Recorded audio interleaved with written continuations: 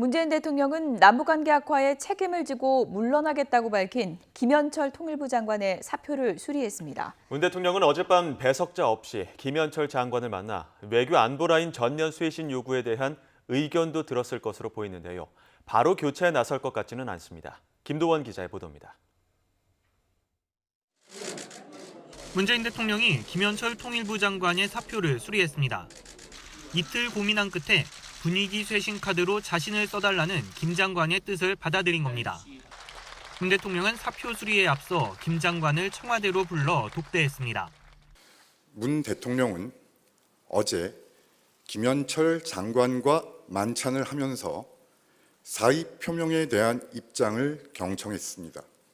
지난해 하노이 회담 결렬 이후 남북 협력 사업을 제대로 진행하지 못했던 원인과 걸림돌이 됐던 한미 워킹그룹의 개선 방향 등에 대한 의견 개진이 있었을 것으로 보입니다. 후임 통일부 장관 인선과 여야 할 것 없이 쏟아내고 있는 외교 안보 라인 전면 교체에 대한 의견도 들었을 전망입니다. 새 통일부 장관에는 내부 승진이나 교수 출신보다는 국가정보원이나 외교부에 휘둘리지 않을 추진력 있는 정치인이 발탁될 가능성이 큽니다. 여당 원내대표를 지낸 이인영, 우상호 의원이 유력하게 거론되고 임종석 전 대통령 비서실장과 홍익표 의원도 하마평에 오르는데 당사자들은 모두 손사래를 치고 있습니다. 웬만한 벽은 좀 돌파할 수 있는, 깨고 나갈 수 있는 용기 있는 그런 점에서는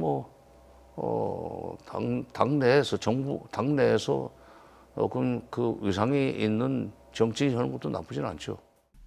정의용 국가안보실장이 대통령과 통일부 장관의 만찬에 배석하지 않은 배경도 주목됩니다.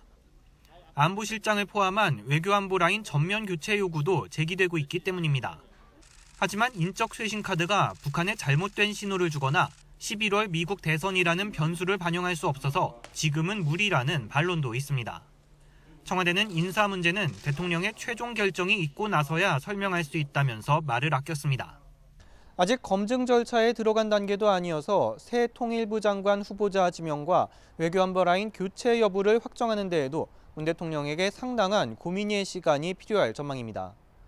YTN 김도원입니다.